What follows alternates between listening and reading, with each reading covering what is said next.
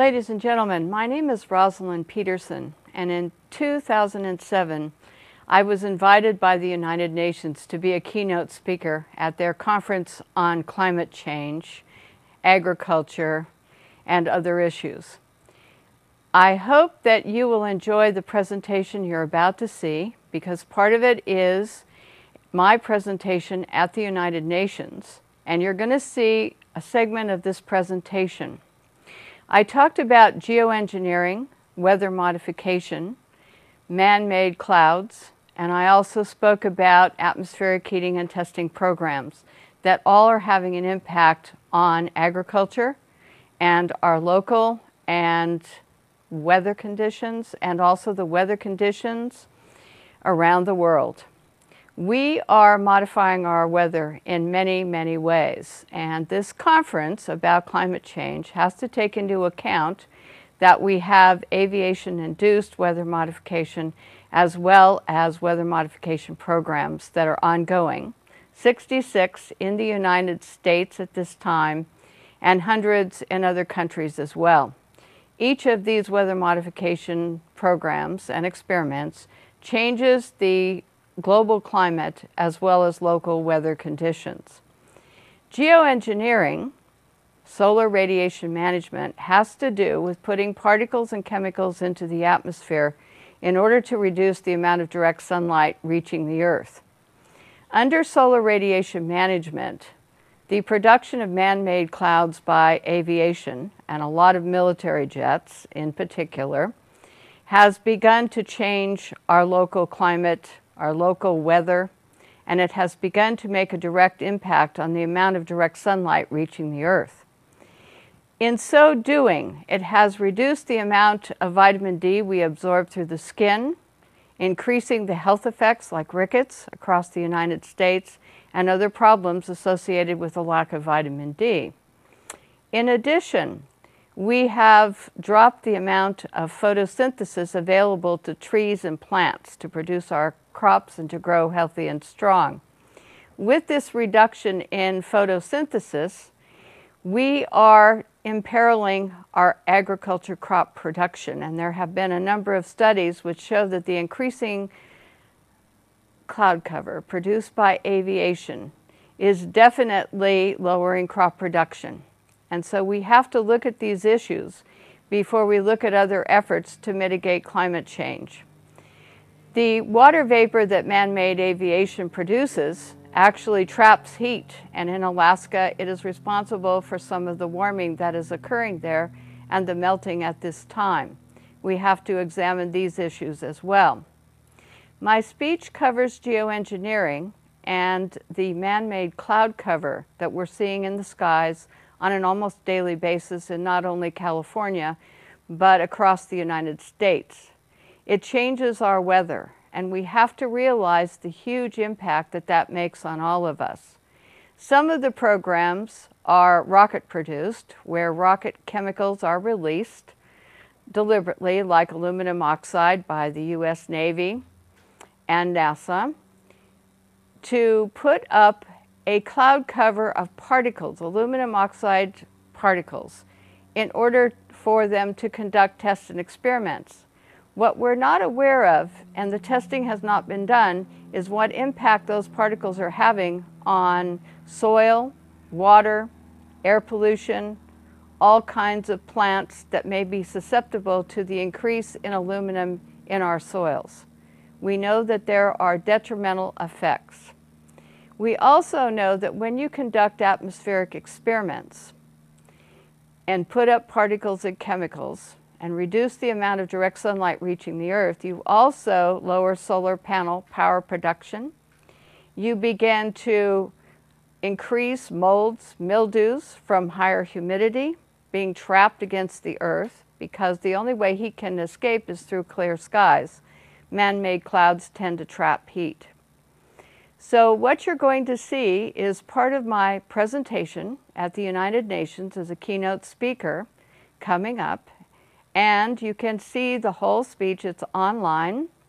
You can look at the whole United Nations presentation. That is also online. And you can go to visit my website for the documents, the studies, and the research that I have conducted with regard to these topics since this program was first aired to the public after its presentation at the United Nations. I want to thank you very much. We hope that you enjoyed this program. And please have a good day and use the information to the benefit of everyone. Thank you very much. Thank you very much. So our next speaker is Dr. Rosalind Peterson. She's the California president and co-founder of the Agriculture Defense Coalition, formed in 2006. She's the California president and co-founder of the Agriculture Defense Coalition, formed in 2006 to protect agricultural crop production from uncontrolled experimental weather modification programs. A very interesting topic, you know, for a non-specialized person like myself. But also very interesting in her CV that we have with you is also her extensive efforts to protect drinking water supplies from toxic chemical contamination in Martinez, California. That's a very interesting topic, of course, and I was actually wondering myself whether you can tackle whether the same experiments that you're holding in California could be extended to other world countries, particularly poor and developed countries like where we come from. Thank you. Okay, thank you. Thank you. Good afternoon, ladies and gentlemen. Good afternoon, ladies and gentlemen, Mr. Chairman. It is a pleasure to be here to speak with all of you today. One of the things that I would like to say is that we are in a global drumbeat right at the moment, talking about climate change and global warming. One of the things that is affected by climate change is agriculture. But some of what we are seeing is man-made, but man-made in a different way than you may guess. Weather modification programs, experimental ones done by private companies, done by the United States government, done by states across the United States, are underway. There's more than 50 of them in operation across the United States. All of these impact agriculture because they change the microclimates needed for agriculture to survive. None of these programs that I know of today, and this is all public record, are available at any time with oversight, agricultural oversight or public oversight. These programs impact agriculture, and there are programs around the world. International corporations are modifying our weather all the time, and they're modifying it in ways that cover thousands and thousands of square miles. Most of it is chemically altered, so that what happens is that we are putting chemicals, ground-based chemicals that are shot into the air, or chemicals coming from airplanes that change and modify our weather. So one of the things that I'm concerned about and that we need to address in the future is how these programs are impacting microclimates needed for our crops to survive and needed for pollination. If we change the growing season, the pollinators may not survive, and also our crops, our flowers, and our tree crops may not get the pollination needed. So one of my areas is looking at this situation to see if we can begin to put under control experimental and other types of weather modification programs. The other issue is that a lot of times we're talking about mitigation for climate change. It's rather an undefined term at this period of time. And so what happens is that many times we're talking about artificially putting chemicals like sulfur or particulates into the atmosphere in what they call geoengineering schemes to reduce and help the planet, supposedly, but help the planet to not go through such a tremendous global climate change and to mitigate global warming. However, the incidence of putting chemicals into our atmosphere is going to change and impact agricultural crop production. And if you take and you put up into our skies chemicals to reduce the amount of sunlight reaching the earth, you are going to begin to reduce crop production. Studies at the University of Illinois on corn crop production show reductions. Without the process of photosynthesis, whereby plants from direct sunlight gain the energy to grow, to produce crops, we are going to find ourselves, if we mitigate in that direction, impacting the crop production not only here in the United States, but worldwide. One of the things that is impacting crop production right now in the United States and reducing photosynthesis and also impacting the ability of solar power panels to generate the type of power that they should is persistent jet contrails. NASA talks about persistent jet contrails as exacerbating global warming because they trap warmth in the atmosphere when they produce cirrus and man-made clouds. NASA also talks about that these aircraft leaving persistent contrails are changing our climate. And when they change our climate to the degree that one jet can leave a persistent jet contrail which will spread across our skies from what this picture up here on my left on the screen looks like, which is a trail left by a jet, that trail can expand to 4,000 kilometers and last for 20 hours. This was unheard of in the early 60s and the 70s, and it wasn't until the late 1980s that there was a change and we started to have persistent jet contrails that persist.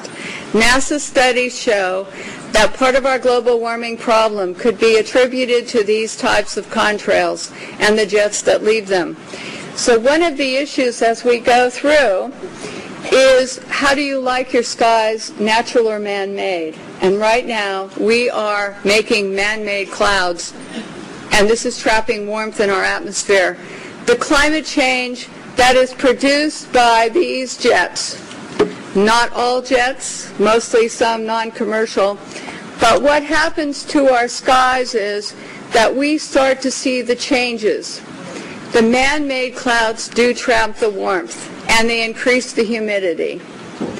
This allows for pests to proliferate, diseases, molds, mildews, funguses, and viruses. This is a man-made cloud, ladies and gentlemen, and these pictures I took myself over Northern California, and this is a burst. This is where a jet left a huge plume, and then this turned in at the end of it to a burst, and this is not normal. Never seen before in our county historically, and I was born and raised there. This is another picture showing the jet trail just before the burst.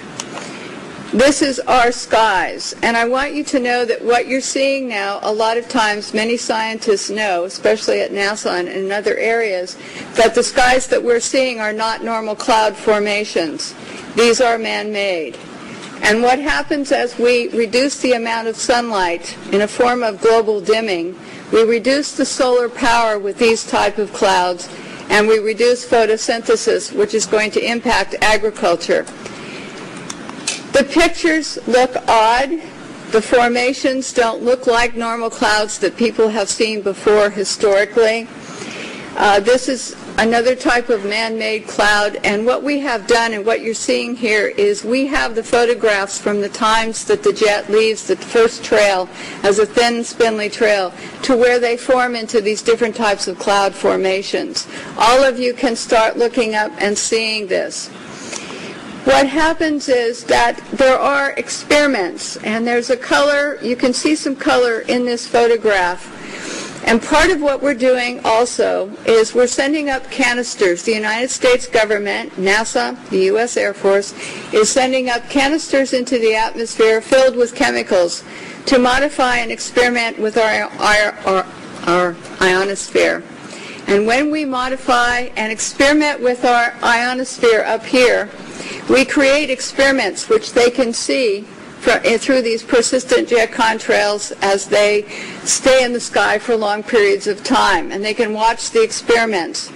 The type of chemicals they are using are aluminum, barium, strontium, and these canisters are sent up on rockets, and what they do is they superheat the canisters to create experiments in our atmosphere. The experiments can give you colorful auroras, which they talk about as being wonderful. Many times people think that the auroras in Alaska and the ones we see are normal, but there's beginning to be more and more seen across the United States and elsewhere where aluminum, trimethyl aluminum experiments to make clouds are beginning to impact us. The reason I am concerned for agriculture is that none of these experiments have any public oversight nor agricultural oversight. Our drinking water is impacted because the chemicals are now beginning to show up in our drinking water.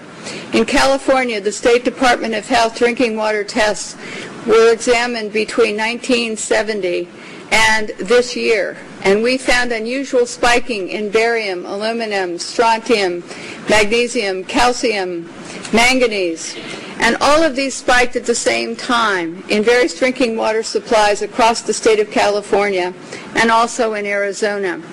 So what's happening with these atmospheric tests is that aluminum, as one example, gets into, with increased pollution and acid rain, gets into the root systems of our crop trees and our trees, and it looks like the trees are dying of drought. But they're not. What happens is that the root systems can no longer absorb the water and the nutrients needed to survive. Many of our forests in Redding, California, and other areas are dying. The oak trees, the redwood trees, the Douglas fir across the United States, many areas. We believe that these trees are impacted because they cannot absorb enough water because aluminum is going into their root systems. Also, molds, mildew, and fungus from warmer temperatures produced by persistent jet contrails are also allowing pests and molds to proliferate, also impacting tree health and crop health. The skies that you see up here, it is important to note, have a white haze to them. When crossing the United States 2 days ago, we saw this man-made produced haze all the way across the United States.